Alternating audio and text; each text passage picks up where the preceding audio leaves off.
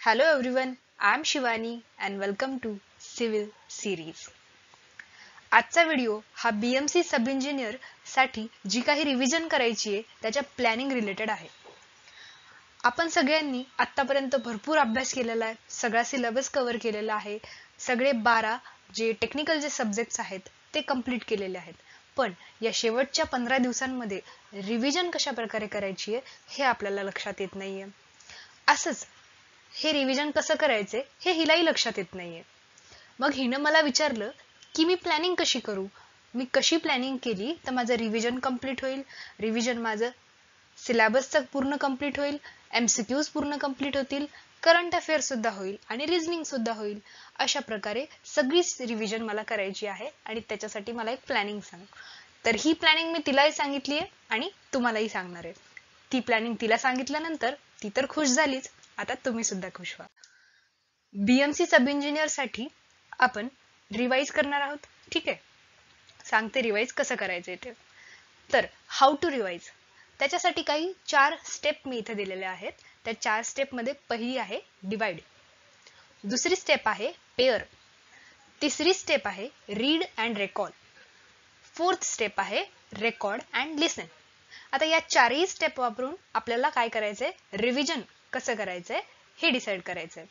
First step आहे divide, second pair, record, recall, then read, recall and then record, लिसन.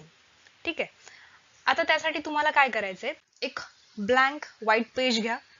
याच्यावरती first तुमचे कोणते कोणते सब्जेक्ट आहेत BMC साठी हे लिहून घ्यायचं. ठीक आहे. आपल्याला सब्जेक्ट कोणता आहेत, फर्स्ट सॉम जो की माझा फेवरेट सब्जेक्ट आहे, तर सॉम नंतर येईल टॉस. अशी सगळी लिस्ट जी आहे ती तुम्ही इथे लिहून घेऊ शकता. मग आहे BCM, त्यानंतर घेऊ शकतो आपण एन्व्हायरमेंट, फिफ्थ घेऊ शकतो आपण सर्वे. ठीक आहे. सिक्स्थ कोणता घेणार, सिक्स्थ घेऊ CPM, then seventh DRCS, next कोणता घेणार तर स्टील स्ट्रक्चर घेऊयात, देन येईल ब्रिज, देन आणखी कोणता सब्जेक्ट राहिलेला आहे तर हायवे राहिलाय. ठीक आहे, हायवे घेऊयात. त्यानंतर 11 नंबरचा असेल जिओटेक आणि लास्ट कोणता राहिलाय बरं सब्जेक्ट आपला, कोणता सब्जेक्ट आपण इथे घेतलेला नाहीये, सांगा कोणता सब्जेक्ट राहिलाय. तर तो सब्जेक्ट राहिलेला आहे एस्टिमेशन, कॉस्टिंग अँड व्हॅल्युएशन, जो की खूप इझी सब्जेक्ट आहे. इझी सब्जेक्ट याच्या खातर की तो ॲज अ कंटेंट वाईज खूप लहान आहे, त्यामुळे जरा इझी आहे. ठीक आहे. अशी एक लिस्ट तुम्ही तुमच्या जे काही टेक्निकल सब्जेक्ट्स आहेत त्याची काढून घ्या. आता फर्स्ट तुम्हाला काय करायचंय, डिवाइड करायचंय ना.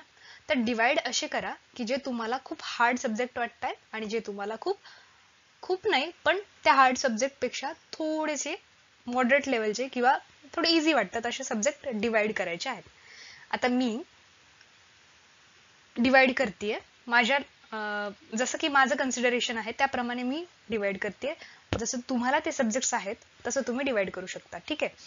आता इथे मी 6 हार्ड सब्जेक्ट आणि 6 इझी सब्जेक्ट असं डिवाइड करते. आता हार्ड सब्जेक्ट कोणते आहेत, हार्ड नाही आहेत पण जरा वास्ट सब्जेक्ट आहेत. ठीक आहे.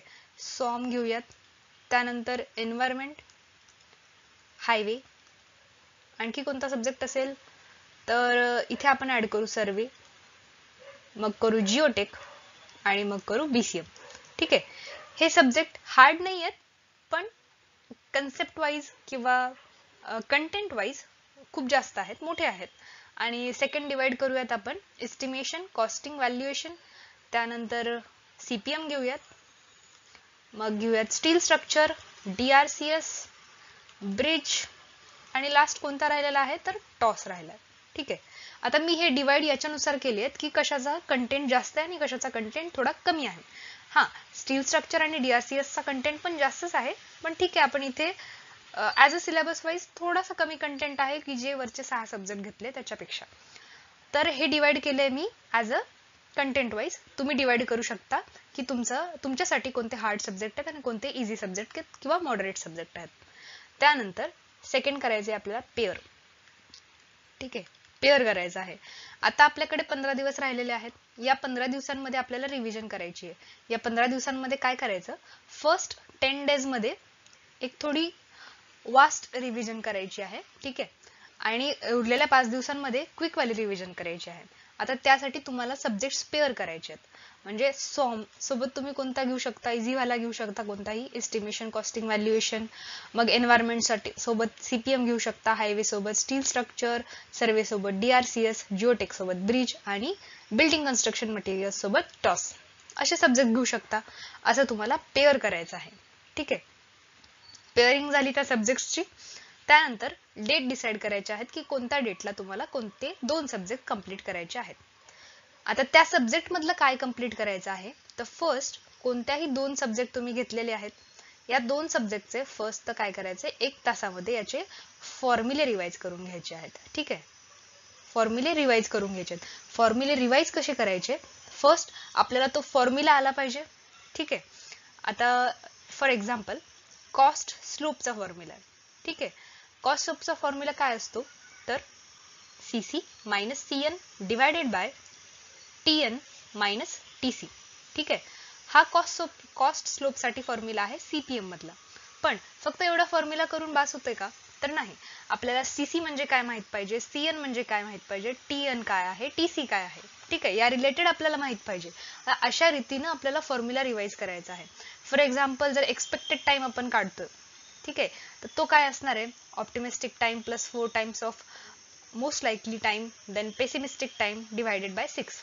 आता यामध्ये T0 काय आहे, TM काय आहे, TP काय आहे, किंवा लार्जेस्ट टाइम कोणता आहे, स्मॉलेस्ट टाइम, शॉर्टेस्ट टाइम कोणता आहे, मोस्ट लाईकली कोणता आहे, हे आपल्याला माहित पाहिजे.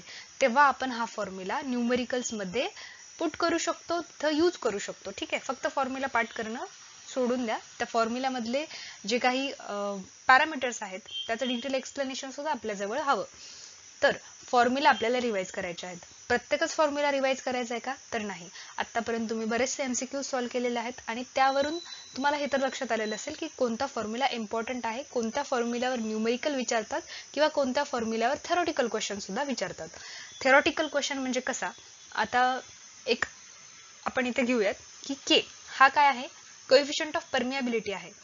तर हा कोएफिशियंट ऑफ परमियाबिलिटी हा साईजशी, ग्रेन साईजशी कसा रिलेटेड आहे, तर D10 चा स्क्वेअर असा डायरेक्टली प्रपोर्शनल आहे. तर या फॉर्म्युल्यावर बरेचदा काय विचारलं जातं, थेरॉटिकल क्वेश्चन विचारला जातो की कोएफिशियंट ऑफ परमियाबिलिटीचं ग्रेन साईज सोबतचं रिलेशन काय आहे. तर असे फॉर्म्युले तुम्हाला डिवाइड करायचे आहेत की ज्या फॉर्म्युल्यावर थेरॉटिकल क्वेश्चन विचारतात आणि ज्या फॉर्म्युल्यावर न्यूमेरिकल क्वेश्चन विचारतात. तर हे तुम्हाला इथे फर्स्ट रिवाइज करायचं आहे आणि यासाठी वेळ द्यायचा आहे 1-1 तास दोन्ही सब्जेक्टसाठी, किंवा तुम्हाला जो काही वेळ तुमच्यासाठी सुटेबल आहे असा वेळ तुम्ही देऊ शकता. त्यानंतर फर्स्ट पॅरामीटर झाला फॉर्म्युला. सेकंड पॅरामीटर मध्ये काय करायचं आहे आपल्याला, की जो थेरॉटिकल पार्ट आहे, आता या थेरॉटिकल पार्टला आपल्याला रिवाइज करायचं आहे. यातला आपण रिवाइज काय करणार, आता ज्या गोष्टी आपल्याला येतातच त्या आपल्याला इथे परत परत रिवाइज करायच्या नाहीये. जसं की सिमेंटचे कंटेंट असतील, ब्रिकचे कंटेंट असतील, ठीक आहे, या गोष्टी रिवाइज करायची गरज नाहीत. पण आपल्याला रिवाइज काय करायचंय की ब्रिकचा जे कोणता कंटेंट हायेस्ट आहे, ठीक आहे. त्यानंतर आणखी कोणते पॅरामीटर असू शकतात की सर्वे मधला एखादा क्वेश्चन आहे, सर्वे मधलं काय असू शकतं की चेंज पॉईंट हा आपण कशानुसार धरतो. आपल्याला माहित असतं की चेंज पॉईंट म्हणजे काय, की एकाच पॉईंटवर आपण बॅक साइड ट्रेडिंग घेतो आणि फोर साइड ट्रेडिंग सुद्धा घेतो. मग ती कशानुसार चेंज होते, इन्स्ट्रुमेंट नुसार चेंज होते की स्टाफ नुसार चेंज होते. तर अशा डिटेल्ड गोष्टी ज्या कोणत्या आहेत त्या आपल्याला रिवाइज करायच्या आहेत. ज्या गोष्टी आपल्याला येत आहेत आणि ज्या आपल्याला पुस्तक बंद असताना सुद्धा आठवतात, अशा गोष्टींना रिवाइज करायची तेवढी गरज नसते. त्याला खूप कमी वेळ द्यायचा, त्याला पहिल्या 15 मिनिटांमध्ये रिवाइज करून घ्यायचं, हायलाइट करून ठेवायचं. 2 हायलाइटर घ्या, येलो कलरनं असं हायलाइट करून ठेवा की जे तुम्हाला येतंय, आणि दुसरा कोणताही दुसरा हायलाइटर घ्या. समजा ब्ल्यू हायलाइटर तुम्ही घेतला तर त्या ब्ल्यू हायलाइटरने तुम्हाला जो पार्ट येतच नाहीये किंवा जो आठवत नाहीये पण खूप इम्पॉर्टंट आहे असा अंडरलाईन करून ठेवा, असा हायलाइट करून ठेवा आणि त्याचं रिव्हिजन करत राहा. येलो पार्ट साठी थोडा कमी वेळ देत जा आणि जो ब्ल्यू पार्टने केलाय, तर एक्झाम्पल ब्ल्यू पार्टने जो केलेला आहे त्याला जास्त वेळ देत जा, ठीक आहे. असं तुम्ही थेरॉटिकल कन्सेप्ट नुसार करू शकता. आता थर्ड पार्ट कोणत्याही सब्जेक्टच्या रिव्हिजन मध्ये कोणता येतो, तर तो येतो MCQ चा पार्ट. आता इथून पुढे खूप MCQ सॉल्व्ह करायची गरज नाही, कारण आतापर्यंत तुम्ही टेस्ट सिरीज केलेले आहेत, त्यानंतर प्रिव्हियस इयर क्वेश्चन सुद्धा केलेले असतील, बरेचसे व्हिडिओ केलेले असतील युट्यूबचे, तर त्यामध्ये तुमचे बराचसा MCQ चा डेटा तुमच्याजवळ असेल.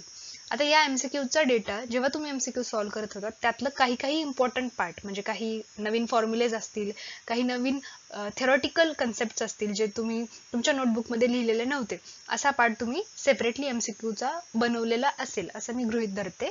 तर तो MCQचा सेपरेटली बनवलेला पार्ट फक्त तो आणि तो तुम्हाला रिवाइज करायचा आहे.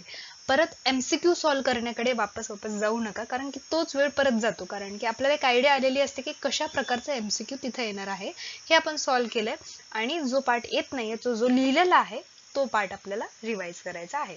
ठीक आहे. फक्त ह्या 3 पद्धतीनंच तुम्हाला टेक्निकलच्या कोणत्याही सब्जेक्टची रिव्हिजन करायची आहे.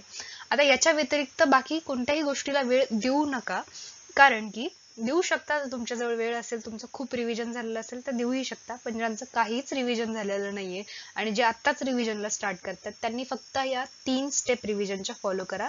फॉर्म्युलाच करा अगोदर. फॉर्म्युलामधले जे थेरॉटिकल क्वेश्चन येतात ते सेपरेट ठेवा, जे न्यूमेरिकल रिलेटेड येतात ते सेपरेट ठेवा. त्यानंतर थिअरीमध्ये जे काही आहे, जो पार्ट तुम्हाला येतो तो वेगळ्या हायलायटरनं हायलाइट करून ठेवा. जो पार्ट तुम्हाला येतच नाहीये पण खूप इम्पॉर्टंट आहे तो वेगळ्या हायलायटरनं करून ठेवा आणि त्याला जास्त वेळ रिवाइज करा. आणि MCQ मधला जो पार्ट नवीन होता, जो तुम्ही लिहून ठेवलेला आहे, फक्त आणि फक्त त्यालाच रिवाइज करत राहा. ठीक आहे. पेअर पर्यंत झालं.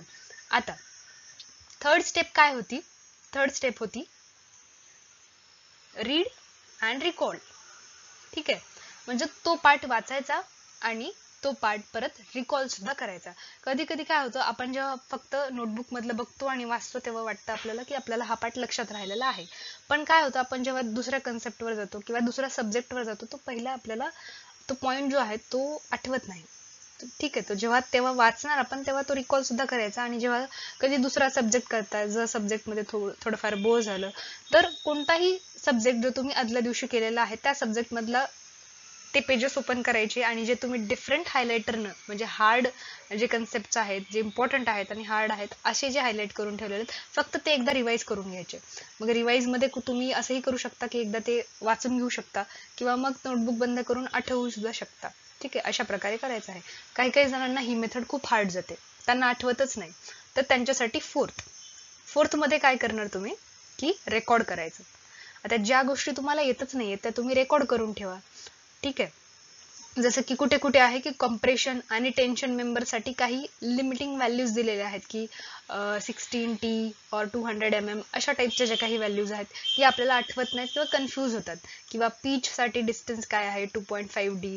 ठीक आहे. अशा बऱ्याचशा गोष्टी असतात ज्या की फॉर्म्युलाजही नसतात आणि थिअरीही नसतात, पण अशा एक न्यूमेरिकल व्हॅल्यू असतात, चार्ट्स असतात जे आपल्याला आठवत नाहीत. असे चार्ट वगैरे ते तुम्ही रेकॉर्ड करून ठेवायचे आणि जेव्हा तुम्हाला कधी अभ्यासापासून बोर होतंय तेव्हा ते रेकॉर्डिंग ऐकत राहायचं.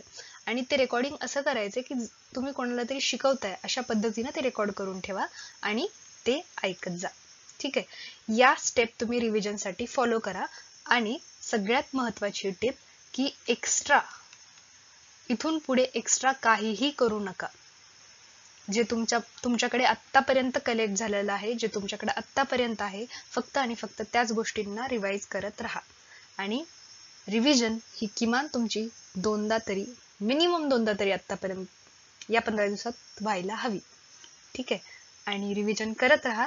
आणि MCQ जे आहेत ते टेस्ट सिरीज मध्ये तुम्ही सॉल्व्ह करा. आता सेपरेटली MCQ सॉल्व्ह करायला जाऊ नका. टेस्ट सिरीज ही खूप लावू नका. आता एखाद दुसरी टेस्ट सिरीज तुम्ही करू शकता टाइम मॅनेजमेंटसाठी की टाइम मॅनेज होतोय की नाही. आणि टेस्ट सिरीजच्या मार्क वरून तुम्हाला एक्झाम मध्ये किती मार्क येतील हे डिसाईड करू नका, कारण की टेस्ट सिरीज घरी जेव्हा आपण देतो तेव्हा ती मेंटॅलिटी वेगळी असते. बराचसा डेटा आपला रिवाइज करून झालेला नसतो, त्यामुळे काही क्वेश्चन्स आपले चुकतात. तर फक्त टेस्ट सिरीज या गोष्टीसाठी द्यायची की टाइम मॅनेज होतोय की नाही आणि चुकलेले क्वेश्चन कोणत्या प्रकारात मोडतात हे चेक करायचं. फॉर्म्युलेमधले चुकतायत की थेरॉटिकल मधले चुकतायत किंवा चार्ट जे आहेत किंवा एखाद्या फिक्स्ड व्हॅल्यूज आहेत अशा मधल्या चुकतात. तर हे फक्त तुम्हाला अनलाइज करायचं आहे. ठीक आहे. तर या गोष्टी रिव्हिजनसाठी तुम्ही फॉलो करू शकता आणि या गोष्टी तुम्हाला युजफुल होतील याच्यासाठीच मी हा व्हिडिओ बनवलेला आहे. व्हिडिओ आवडला असेल तर व्हिडिओला लाईक करा, या व्हिडिओला शेअर करा आणि चॅनलला सबस्क्राईब करा. Thank you for watching.